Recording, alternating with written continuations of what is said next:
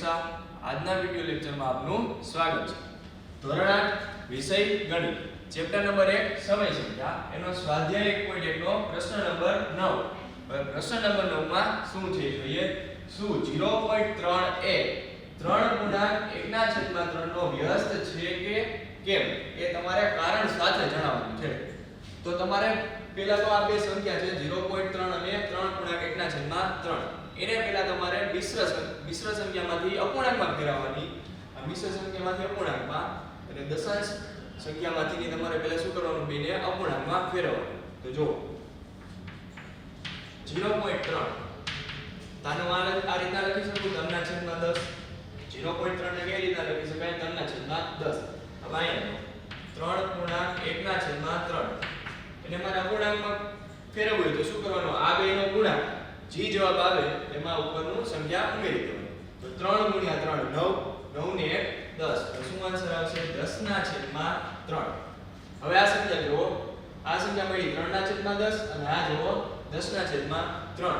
તો જો મેં શું કીધું હતું વ્યસ્ત સંખ્યા જ્યારે તમને કહે ત્યારે શું કરવાનું છેદ હોય એને અંશ કરી નાખો અંશ હોય એને છેદ કરી નાખો અને નિશાનીમાં ક્યારેય ફેરફાર થશે નહીં। હવે આ સંખ્યા જુઓ 3/10 એને મારે વ્યસ્ત કરવી હોય તો શું થઈ જાય 10/3 થાય। આ છેદમાં છે હવે ક્યાં જશે અંશમાં આ અંશમાં છે તો ક્યાં ચાલે છેદમાં જશે 3/10 એનું વ્યસ્ત શું થશે 10/3 તો છે કે નહીં 10/3 મતલબ કે શું થાય કે આ 0.3 એ 3.1/3 નો વ્યસ્ત છે। હવે શું કીધું તમારે કેમ અથવા તો કેમ નહીં મતલબ કે તમારે એનું કારણ આપવું। તો હું જારો કારણ આપી દઉં। હવે જો મેં આગલા લેક્ચરમાં કીધું હતું બે વ્યસ્ત સંખ્યાનો ગુણાકાર કરો તો જવાબ શું આવે 1। હવે આ બે સંખ્યાનો આપણે ગુણાકાર કરશે 3/10 ગુણ્યા 10/3 3/10 0.3 ને હું શું લખી શકું 3/10 3.1/3 એને શું લખી શકું 10/3 આ બેનો ગુણાકાર કરું તો મારે આન્સર 1 આવવો જોઈએ। જો 1 આવે તો હું કહી શકું કે આ 0.3 એ 3.1/3 નો વ્યસ્ત છે। તો જો ગુણાકાર કરો હવે જો આ 10 આની સાથે કેન્સલ થઈ જશે આ 3 આની સાથે કેન્સલ થઈ જશે તો બચશે શું 1 મતલબ કે શું થઈ ગયો બે સંખ્યાનો ગુણાકાર કર્યો એ બેનો આન્સર શું મળ્યો મને 1 મતલબ કે બે વ્યસ્ત સંખ્યાનો ગુણાકાર શું મળે 1। પ્રશ્ન નંબર 10 હવે આમાં તમારે પ્રશ્ન આપેલા છે તમારે ટૂંકમાં આન્સર આપવાનો। હવે જો પહેલો પ્રશ્ન જો એવી સમય સંખ્યા કે જેનો વ્યસ્ત ન હોય એવી સમય સંખ્યા કે જેનો વ્યસ્ત ન હોય તો જો એવી સમય સંખ્યા છે 0 હવે કઈ રીતે તો હું તમને સમજાવું। ધારો કે આ 0 તમે હવે તમને એમ કે આનો વ્યસ્ત ગોતો તો જો છેદમાં કાંઈ ન હોય તો એક તો હોય છેદમાં કાંઈ ન હોય તો કોઈ પણ સંખ્યાના છેદમાં એક તો લખી શકાય। હવે વ્યસ્ત કે તો આપણો નિયમ શું નિશાની એમ રાખવાની છેદને અંશ કરી નાખવાનો અને અંશને છેદ કરી નાખવાનો। તો જો આ છેદમાં છે તો હવે ક્યાં જશે અંશ અને અંશમાં છે તો હવે ક્યાં જશે છેદમાં મતલબ કે 0 નો વ્યસ્ત શું મળ્યો 1/0। જ્યારે કોઈના છેદમાં 0 હોય ત્યારે ઈ સંખ્યા અવ્યાખ્યાયિત કહેવાય। તમને જવાબ મળે નહીં કોઈ પણના છેદમાં 0 એટલે તમને અવ્યાખ્યાયિત પદ કહેવાય જવાબ મળે નહીં મતલબ કે એનો વ્યસ્ત મળતો નથી। ખાસ ધ્યાન રાખજો 0 નો વ્યસ્ત ક્યારેય મળતો નથી। હવે એના પછી બીજી સંખ્યા બીજો પ્રશ્ન એવી સમય સંખ્યા કે જે તેના વ્યસ્તને સમાન હોય એવી સમય સંખ્યા આપવાની કે જે તેના વ્યસ્તને સમાન હોય। હવે જો હું તમને કહી દઉં કઈ સમય સંખ્યા 1 અને -1 1 અને -1 એના વ્યસ્તને સમાન હોય।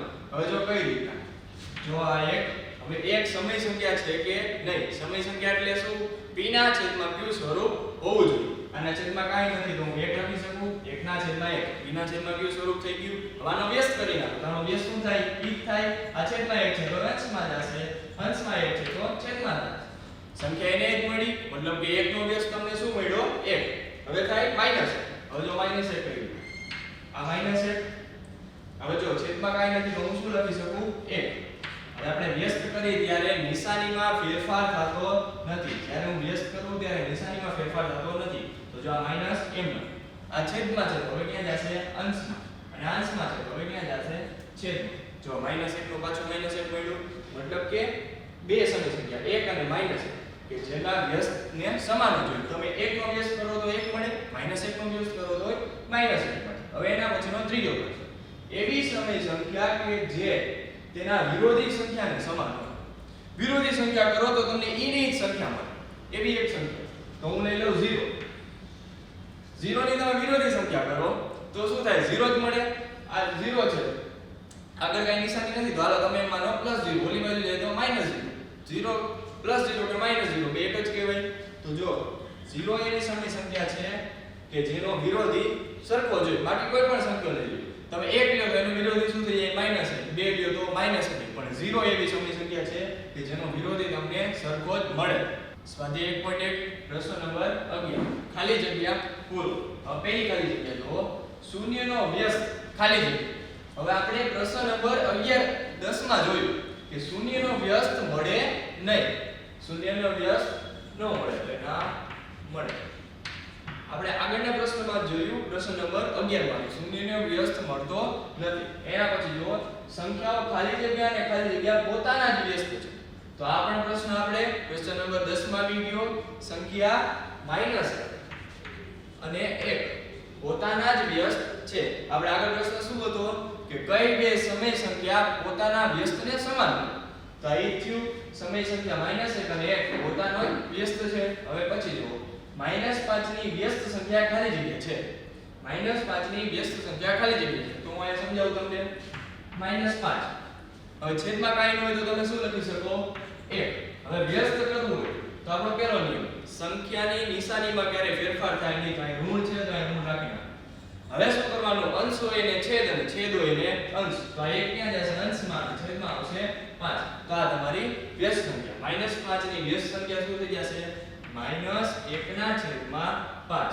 હવે એના પછીની ખાલી જગ્યા, 1/x ની વ્યસ્ત સંખ્યા ખાલી જગ્યા છે કે જ્યાં x does not equal to 0. x 0 નથી. હવે 1/x. તો જો 1/x આપણે આનો વ્યસ્ત મેળવવાનો છે. 1/x. તો આપણો નિયમ શું? સંખ્યાના નિશાનીમાં ફેરફાર થાય નહીં. કાંઈ પ્લસ નિશાની એમ. હવે જો આ x છેદમાં છે તો હવે ક્યાં જશે? અંશ. અને છેદમાં શું આવશે? 1 લખો કે ન લખો કાંઈ ફેરફાર થાય નહીં, ફેર પડે નહીં. તો અહીંયા શું લખી નાખીશ? x. 1/x નો વ્યસ્ત x. હવે એના પછી જો બે સમય સંખ્યાનો ગુણાકાર હંમેશા ખાલી જગ્યા જોઈએ. બે સમય સંખ્યાનો ગુણાકાર હંમેશા ખાલી જગ્યા જોઈએ. હવે જો આ આપણે આગળ ગુણધર્મોમાં જણાવ્યું, બે સમય સંખ્યાનો ગુણાકાર કરો તો શું થાય? સમય સંખ્યા જ મળે. હવે જો તમને ઉદાહરણ દ્વારા સમજાવું, ધારો કે હું એક સમય સંખ્યા લઈ લઉં 1/2, બીજી સમય સંખ્યા લઈ લઉં 3/2. આ બેનો ગુણાકાર તો શું થાય? અંશનો અંશમાં ગુણાકાર, છેદનો છેદમાં ગુણાકાર. 1 × 3 એટલે 3, 2 × 2 એટલે 4. તો જો આ બે સમય સંખ્યા એનો મેં ગુણાકાર કર્યો તો તમને શું મળ્યું? સમય સંખ્યા. તો બે સમય સંખ્યાનો ગુણાકાર હંમેશા સમય સંખ્યા જ હોય. સમય સંખ્યા જ હોય. પછી એના પછીનો છેલ્લી ખાલી જગ્યા, ધન સમય સંખ્યાની વ્યસ્ત સંખ્યા ખાલી જગ્યા હોય. ધન સમય સંખ્યાની વ્યસ્ત સંખ્યા ખાલી જગ્યા હોય. તો આપણો વ્યસ્ત કરવાનો પહેલો નિયમ શું હતો? કે તમે નિશાનીમાં ક્યારે ફેરફાર થાય નહીં. ધારો કે હું તમને ઉદાહરણ દ્વારા સમજાવું તો 1/2 સમય સંખ્યા છે. કેવી છે? ધન સમય સંખ્યા. એનો વ્યસ્ત કરું તો શું મળશે મને? નિશાનીમાં તો ફેરફાર નહીં થાય. 2 ક્યાં જશે? અંશમાં, અને છેદમાં શું આવશે? 1. આ ધન સંખ્યા છે, એનો વ્યસ્ત મને શું મળ્યો? ધન. મતલબ કે ધન સમય સંખ્યાનો વ્યસ્ત ધન જ થાય. આ બધા દાખલા, આ બધી ખાલી જગ્યા અને આગળનો પ્રશ્ન નંબર 10 બે તમારે બાકી બુકમાં લખવાનું રહેશે. સ્વાધ્યાય 1.2 પ્રશ્ન નંબર 1, નીચે આપેલી સંખ્યાઓનું સંખ્યા રેખા પર નિરૂપણ કરો. હવે જો પહેલો પ્રશ્ન જુઓ, 7/4. તમારે શું કરવાનું? આ 7/4 ને સંખ્યા રેખા ઉપર દર્શાવો. હવે તમારે પહેલા જોવાનું કે તમને જે અપૂર્ણાંક સંખ્યા આવી છે, અપૂર્ણાંક સંખ્યા છે, એમાં છેદ મોટો છે કે નાનો? અંશ કરતા છેદ મોટો છે કે નાનો? તો અહીંયા જો અંશ કરતા છેદ નાનો છે તો તમારે શું કરવાનું પહેલા એને મિશ્ર સંખ્યામાં ફેરવો મિશ્ર સંખ્યામાં હવે મિશ્ર સંખ્યામાં કઈ રીતના ફેરવવાનું હવે જો 7 નો ભાગાકાર 4 વડે કરવાનો તો જો 4 1 4 અને 4 ને 8 તો 2 વડે ભાગ આવશે નહીં તો 4 1 4 તો અહીંયા કેટલા વધ્યા 3 હવે તમારે શું કરવાનું કે તમારે ઘડિયાળની ઉલટી દિશામાં જવાનું આ રીતે હવે જો અહીંયા 4 છે તો એની જગ્યાએ હવે કોણ આવશે 1 તો સાઈડમાં આવ્યા 1 આ 4 ક્યાં આવી જશે નીચે તો નીચે 4 અને આ 3 ક્યાં આવી જશે ઉપર તો આ રીતના તમારે કરવાનું ભાગાકાર કરવાનો પછી શું કરવાનું તમારે ઘડિયાળની ઉલટી દિશામાં જાઓ આવી રીતના સાઈડમાં રફ પેજમાં તમારે ભાગાકાર કરી નાખવાનો અને આવી રીતે તમારે એર આપી દેવાનું હવે આ 3 ક્યાં છે ઉપર તો મેં ક્યાં લખ્યા ઉપર 1 ક્યાં આવે સાઈડમાં તો મેં ક્યાં લખ્યા સાઈડમાં 4 ક્યાં છે નીચે તો મેં ક્યાં લખ્યા નીચે તો તમારે આ મિશ્ર સંખ્યામાં ફેરવી ગયું જો 7/4 એટલે શું કહેવાય 1.3/4 મતલબ કે શું થાય કે તમારી સંખ્યા 7/4 એ 1 થી મોટી અને 2 થી કેવી થશે નાની આ સંખ્યા 2 થી નાની થાય તો 7/4 એ 1 થી મોટી અને કેવી થશે 2 થી નાની મતલબ કે તમારી સંખ્યા 1 અને 2 ની વચ્ચે આવશે હવે જો આ સંખ્યા કેવી છે ધન સંખ્યા છે જો ધન સંખ્યા હોય ને તો તમારે શું કરી દેવાનું અહીંયા 0 મૂકી દેવાનું ધન સંખ્યા હોય તો શરૂઆતમાં 0 મૂકવાનો ઋણ સંખ્યા હોય તો છેલ્લે 0 મૂકવાનો તો ધન સંખ્યા છે તો મેં અહીંયા 0 મૂકી દીધું હવે શું કરવાનું તમારે છેદમાં 4 છે તો લખતું જાઓ 1/4 2/4 3/4 4/4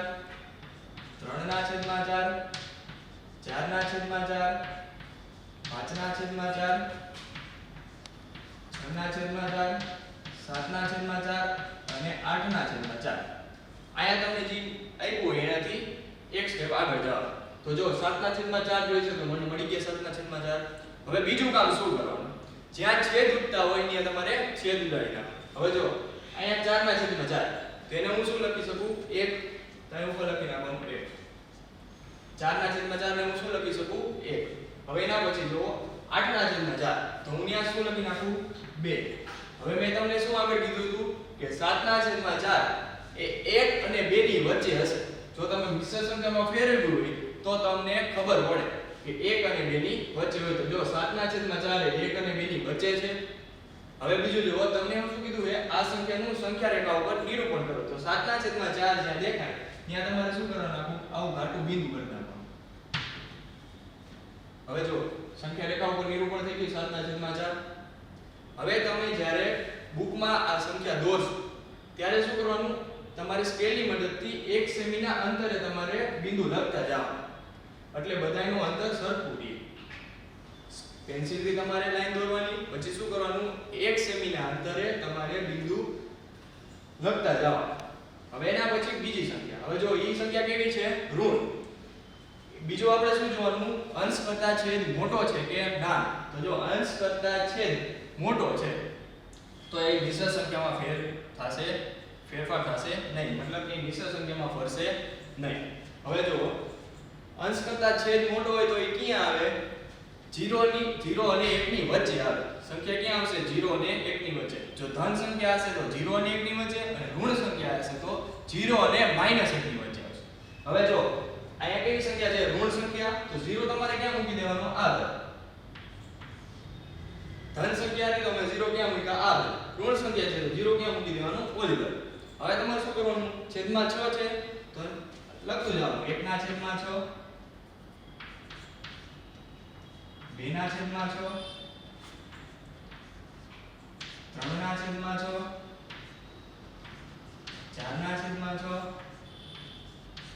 5/6 અને 6/6 પણ બધી સંખ્યા કેવી ઋણ કારણ કે તમે 0 ની આ બાજુ એટલે બધી સંખ્યા કેવી ઋણ છે ઋણ સંખ્યા હોય તો પહેલા 0 ઓલી બાજુ આપી દેવાના પછી તમારે લખી નાખો 1/6 2/6 3/6 4/6 5/6 અને 6/6 અને બધી કેવી સંખ્યા આવશે ઋણ જ્યારે તમે 0 ની ડાબી બાજુ કોઈ પણ સંખ્યા લખો તો એ બધી ઋણ અને જમણી બાજુ લખો તો બધી ધન સંખ્યા લખો હવે જો 5/6 ઈ તમને દેખાશે ક્યાં છે 5/6 અહીંયા છે તો અહીંયા તમારે ઘાટું લખવું બનાવો. હવે જો અહીંયા શું થઈ જશે અને -1 લખી શકું -6/6 છેદ ઉડી જાય તો કેટલા વધશે -1. તો મેં તમને શું કીધું હતું અંશ કરતા જ્યારે છેદ મોટો હોય એ સંખ્યા 0 અને 1 ની વચ્ચે હોય. જો ધન હોય તો 0 અને 1 ની વચ્ચે હોય, ઋણ હોય તો 0 અને -1 ની વચ્ચે હોય. તો જો 0 અને -1 ની વચ્ચે છે અને આ તમારી સંખ્યા. આ બધું તમારે બાકી બુકમાં લખવાનું. મેં જે રીતના તમને સમજાવ્યું કે પેન્સિલથી આકૃતિ દોરવાની, પછી તમારે 1 સેમીના અંતરે બિંદુ લખતા જાવ. સ્વાધ્યાય 1.2 પ્રશ્ન નંબર 2. હવે જો પ્રશ્ન નંબર 1 માં તમે સંખ્યા રેખા ઉપર એક સંખ્યા દર્શાવી, હવે તમારે ત્રણ સંખ્યા દર્શાવવાની. હવે જો -2/11 -5/11 અને -9/11. તો મેં તમને શું કીધું હતું તમારે પહેલા સંખ્યા જોવાની કે અંશ કરતા છેદ મોટો છે કે નાનો. તો અહીંયા જો અંશ કરતા છેદ મોટો છે મતલબ કે મિશ્ર સંખ્યામાં પડશે નહીં. બીજું જોવાનું સંખ્યા ધન છે કે ઋણ. તો અહીંયા જો બધી સંખ્યા કેવી છે ઋણ. જો બધી સંખ્યા ઋણ હોય તો આપણે 0 ક્યાં મૂકીએ આ. હવે શું કરશે આપણે અહીં -9 છે તો -10 સુધી સંખ્યા રેખા ઉપર લખતા જશું. તો જો -1/11 -2/11 -3/11